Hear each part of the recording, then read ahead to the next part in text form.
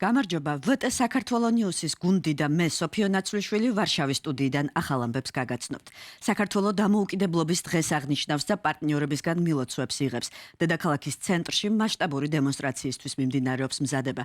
პარალელურად პრორუსული არასამთავრობო ორგანიზაციები საქართველოში რუსოფობიის მონიტორინგის საბჭოს აარსებენ. ამ და სხვა თემებზე ვრცლად დღევანდელ გამოშვებაში. საქართველოს დამოუკიდებლობის დღეს აღნიშნავს ზუსტად 108 წლის წინ თბილისში ეროვნული საბჭოს ხდომაზე ერთხმად დაამტკიცეს საქართველოს დამოუკიდებლობის აქტი. 17 საათსა და 10 წუთზე კი ეროვნული საბჭოს ხდომის თავმჯდომარემ ნოე ჟორდანიამ საქართველოს დამოუკიდებლობა გამოაცხადა. დილიდან მთელი ქვეყნის მასშტაბით დაიწყო საზეიმო ღონისძიებები. 600-მდე რეკრუტმა დადო ფიცი საქართველოს დედაქალაქსა და 12 რეგიონში. თავისუფლების მოედანზე მოწყობილ სცენაზე სიტყვით გამოვიდნენ მთავრობის წარმომადგენლები და საქართველოს კათოლიკოს პატრიარქი. დღის ბოლოს კი ოპოზიციური ალიანსის მიერ ორგანიზებული საპროტესტო აქცია გაიმართება. დღევანდელი დღის მიმდინარეობაზე, თავისუფლების მოედანზე წვევამდელების ფიცის დადებაზე და ოპოზიციის სამზადისის დეტალებზე ჩვენი კორესპონდენტი ნინო ვარძელაშვილი მოგვითხრობს.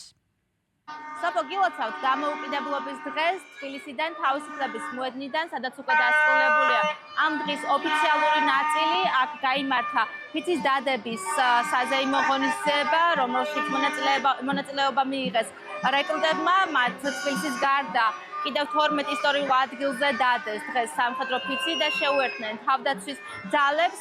საზეიმო ღონისძიებები კი დაასრულა ავიაციის გადაფრენამ თავისუფლებასა და რუსთაველის გამზირზე საქართველოს დროშის ფერებით. აქ ასევე შესრულდა საქართველოს ეროვნული ჰიმნი.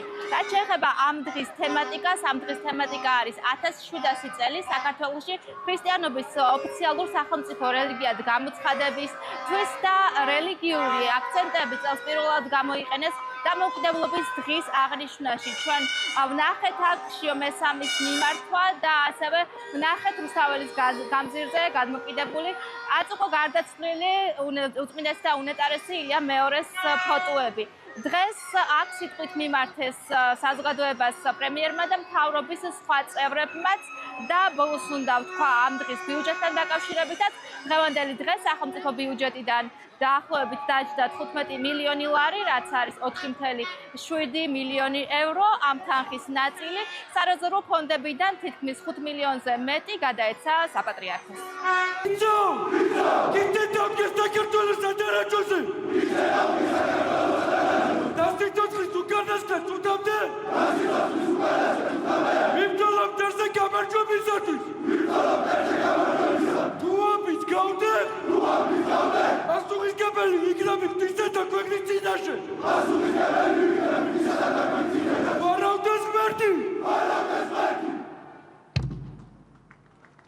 დამოუკიდებლობის დღე შეგვახსენებს, რომ ვიყოთ უფრო მტკიცენი, ერთსულოვანი და მხოლოდ ჩვენი ქვეყნის ინტერესებიდან გამომდინარე გავსაუბროთ, როგორი იქნება საქართველოს მომავალი. ჩვენ მუდამ უნდა გვახსოვდეს დამოუკიდებლობისთვის მებრძოლი თითოეული გმირი, პატივი მივაგოთ და შევინარჩუნოთ. დღეს განსაკუთრებით მივესალმები საქართველოს თავდაცვის ძალებს. ჯარის ძალა არა ომის სურვილში, არამედ მშვიდობის შენარჩუნებაში უნდა ვლინდებოდეს. მშვიდობა ეს ის უმაღლესი მიზანია, რომელიც ამკვიდრებს კაცთა შორის მარადიულ ღირებულებებს და ჭეშმარიტ თავისუფლებას. სწორედ დამოუკიდებლობასა და სუვერენიტეტში გაძლიერება, მისცა ჩვენს ქვეყანას შეასრულება, ურთულესი გამოწვევების მიუხედავად. მტკიცედ დაიცვა სარწმუნოება, შეენარჩუნა ბინამშვიდობა და დადგომოდა წინსვლისა და განვითარების უწყოთ გზას.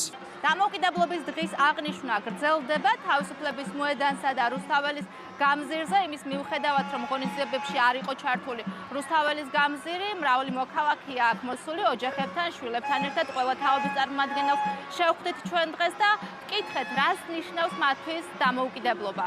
დამოუკიდებლობა ნიშნავს ჩვენი ქვეყნის წარსულის ისე კიდევ ერთხელ გახსენებას, ამწყოს ფიქრს და რა ვიცი, ყოველთვის უნდა ვიყოთ მზად, რომ ჩვენი ქვეყანა თავისუფალი იყოს და დემოკრატიული. ვეტერანი ვარ მე აფხაზეთის ომის. მეორე დროშაც გაქვთ ევროკავშირის. დიახ, რა თქმა უნდა. ანუ ევროპაში ვხედავთ ჩვენს მომავალს და ამის სიმბოლოა, რა თქმა უნდა, დროშა.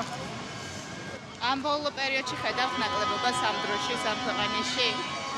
რა თქმა უნდა, ვხედავთ და ამიტომ ვამბობ და გავამახვილოთ ყურადღებით უნდა ვიყოთ და უნდა ვიბრძოლოთ რომ ამ დამოუკიდებლობას და ამ თავისუფლებას ბევრი გამოწვევები აქვს და უნდა დავძლიოთ.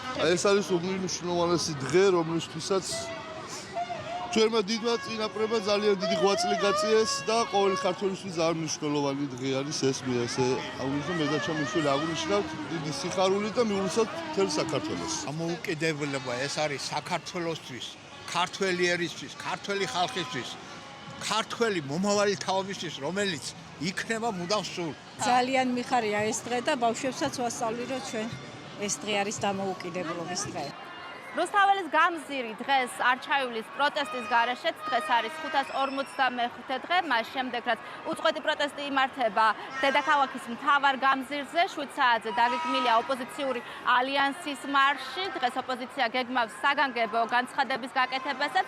მარში დაიწყება თბილისის სახელმწიფო უნივერსიტეტთან და დასრულდება საქართველოს პარლამენტის შენობასთან. 7 საათზე ვიკრიბებით უნივერსიტეტთან, პირველ კორპუსთან, ჭავჭავაძეზე.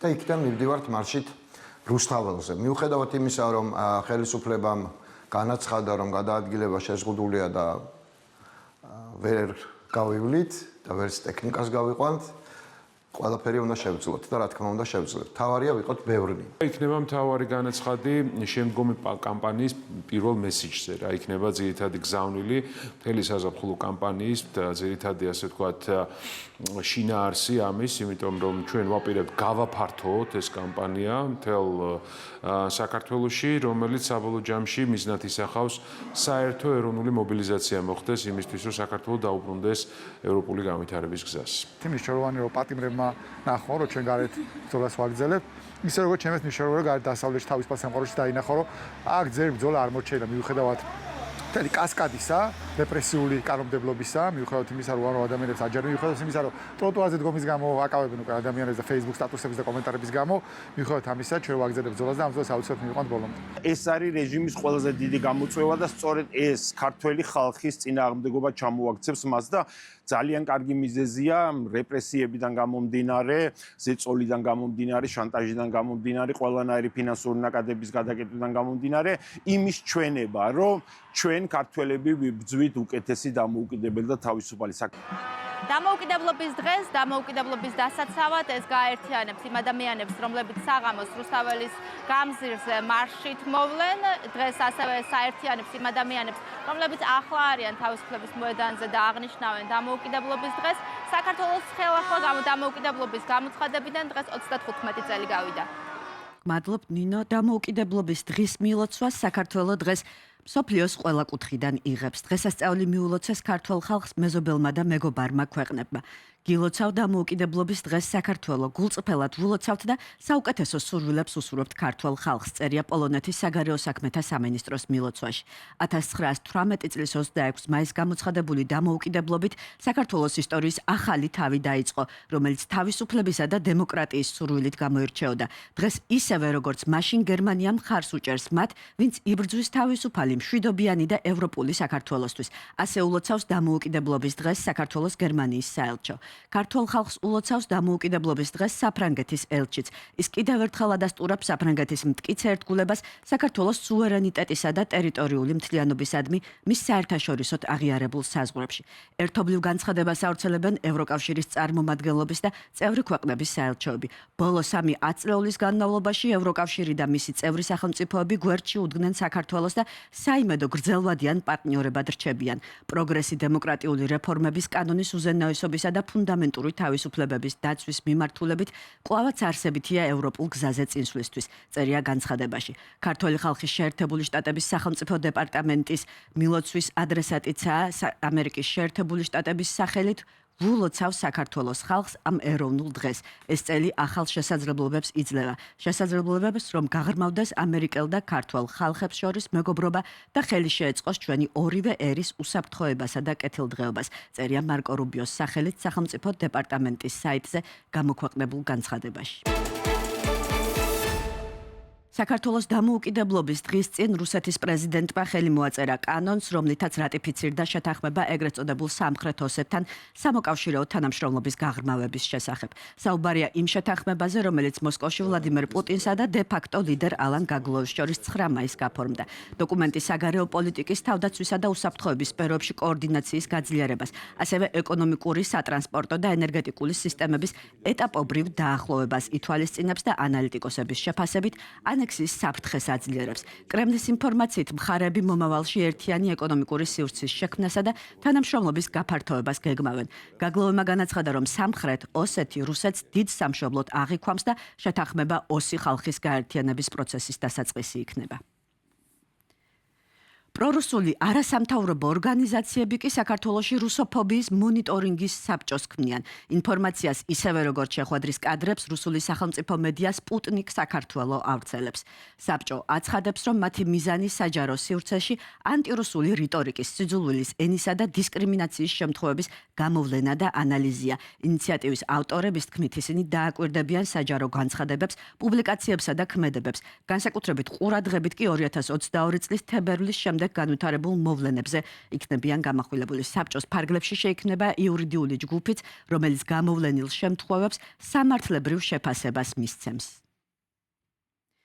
რა საფრთხეს შეიძლება წარმოადგენდეს საქართველოში მოქმედი პრორუსული ძალების ინიციატივა, რომელსაც რუსეთის სახელმწიფოს მიერ დაფინანსებული საქართველოში მოქმედი მედია აშუქებს. ამის შესახებ საბჭოთა წარსულის კვლევის ლაბორატორიის მკვლევართან ირაკლი ხვადაგიანთან ვისაუბრებთ.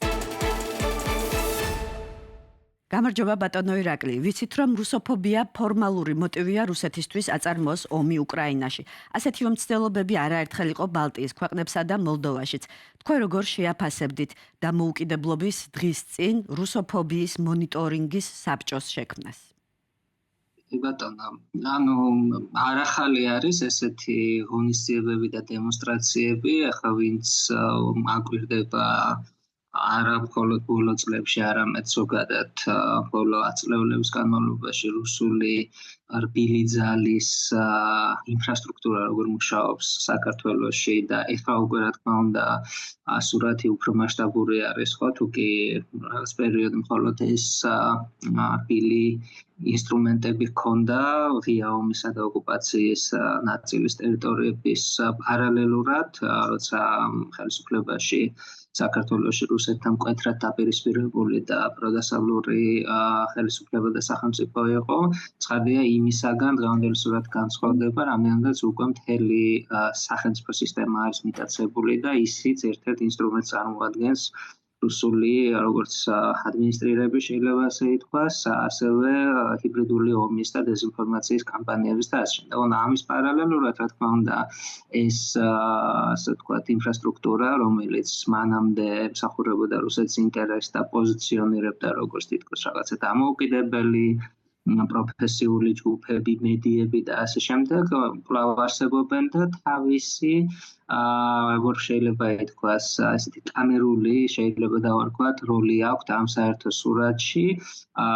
მათგან იწყება გარკვეული, ასე ვთქვათ, მესიჯების დატესტვა, შეიძლება ითქვას, გარკვეული ღონისძიებებისათვის ნიადაგის მომზადება, ასე ვთქვათ, ზონდირება, მოსინჯვა ნიადაგის და ცხადია, პლუს ამას ეს თავისთავად საინფორმაციო ომის ინსტრუმენტიც არის ამ ტიპის ორგანიზაციები და ინიციატივები და მათი მუშაობა და ახლაც ანალოგიურ მიზანს ემსახურება, რამდენადაც ეს არ არის მხოლოდ რაღაცა კონკრეტულად საქართველოზე მორგებული რიტორიკა ან სახელმძღვანელო, რომელსაც მისდევს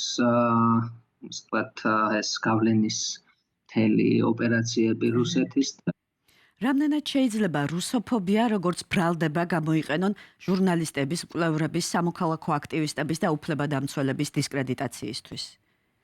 მათი დღის წესრიგი არის, რომ ყველაფერი რაც არის დღევანდელი რუსეთისათვის არასასურველი, ეს ინათლება როგორც რაღაცა ექსტრემიზმი, ქსენოფობია, რუსოფობია, ტერორისტსაც კი უთანაბრებენ, აგენტურული საქმიანობის იარლიყებს აკრავენ, ეს უკვე ტრადიცია არის რუსული პოლიტიკის და ვახსენებთ, რომ ეს არ არის პირველი დემონსტრირება ესეთი მოქმედებების განწყობების, მაგალითად შემიძლია გავიხსენო 2021 წლის ბოლო, როდესაც თუნდაც რუსეთის საგარეო საქმეთა სამინისტრომ გამოაქვეყნა დიდი რეპორტი ადამიანის უფლებათა მდგომარეობის შესახებ მსოფლიოს ქვეყნებში, მათ შორის საქართველოც იყო და რა თქმა უნდა წითელ ხაზად იყო ეს, რომ აი როგორი რუსოფობიული ასეთი ხელოვნური თითქოს პოლიტიკა და პროცესები მიდის საქართველოს, მათ შორის იყო მაგალითად ჩვენი ორგანიზაცია სოგლაბი, სხვა ორგანიზაციებთან, მედიებთან ერთად დასახელებული ძალებად, რომლებიც აყალბებენ ისტორიას და ცუდად წარმოაჩენენ რუსეთს და საბჭოთა კავშირის ისტორიას. ხო, ანუ ეს მანერა არის, ოღონდ რა მოყვება ამას კონკრეტულად, რაში შეიძლება ეს გადაიზარდოს, მე მაინც გონია და რაც წარსულის მაგალითების დაკვირვება გვაძლევს ამ საშუალებას, ეს არის ესე ვთქვათ უფრო შეტყობინებაზე, უფრო რაღაცა ესეთ მედიურ ეფექტზე გათვლილი მოქმედება, რამდენადაც ამ ჯგუფებს უშუალოდ არაფერი არ შეუძლიათ, იმდენად კარიკატურული წარმოადგენლობები არის ამ თითქოს რაღაცა საბჭო, რომელიც შექმნას ხო და არ ახალი სახეები ესენი არიან უკვე დაბერებული შეიძლება ითქვას რუსული ესეთი ოპერაციების სამსახურში ადამიანები ნულოვანი გავლენით საზოგადოებაზე, ეს არის უბრალოდ ესე ვთქვათ ფასადის რაღაცა ელემენტი, ოღონდ აქ არის მეორე საკითხი, ჩვენ ვთქვით, რომ ყველაზე ეფექტიანი ინსტრუმენტი მთელი სახელმწიფო სისტემა უკვე არის დიდი ხანია რუსეთის ხელში და მის გავლენას და მის ინტერესს ემსახურება და ცხადია, უკვე ივანიშვილის რეჟიმს შეუძლია ნებისმიერ მომენტში ან პირდაპირ ღიად ანალოგიური შინაარსის, ასე ვთქვათ, დაფორმულირებით წამოიწყოს კი არა და გააგრძელოს სამოქალაქო საზოგადოების, პოლიტიკური ოპონენტების, პატრიოტი მოქალაქეების დევნა, ან თუნდაც შეფარულად, ხო, მიზეზი იყო სრულიად ისეთი აბსურდული, რაც დაკანონებულია დღეს, ხო, აი ტროტუარის გადაკეტვა და ონლაინ სივრცეში სიძულვილის ენა და ასე შემდეგ და სამიზნა გახდეს, რა თქმა უნდა, რუსეთის წინააღმდეგ მობილიზებული მებრძოლი, ძველი თუ ახალი თუ სამომავლოდ ასპარეზზე გამოსული ადამიანები თუ ჯგუფები. მადლობ, შეგახსენებთ ვეტე საქართველოს ნიუსის კითხვებს ირაკლი ხვადაგიანი პასუხობდა. პარალელურად კრემლში კიდევ ერთ ნაბიჯს დგამენ, რომელიც შესაძლოა სხვა ქვეყნის ტერიტორიაზე რუსეთის შეჭრისთვის იყოს გამოყენებული. ვლადიმერ პუტინმა ხელი მოაწერა საკანონმდებლო ცვლილებას, რომელიც სახელმწიფო მეთაურს უფლებამოსილებას აძლევს საზღვარგარეთ დაპატიმრებული რუსეთის მოქალაქეების დასაცავად არმია გამოიყენოს. ინიციატივა დუმამ და ფედერაციის საბჭომ ერთი კვირის წინ მიიღეს. საუბარია სასამართლოებზე, რომლებსაც სისხლის სამართლებრივი სამართალწარმოების სფეროში უცხოეთის სახელმწიფოების მიერ აქვს მინიჭებული უფლებამოსილება რუსეთის ფედერაციის მონაწილეობით. გარეშე.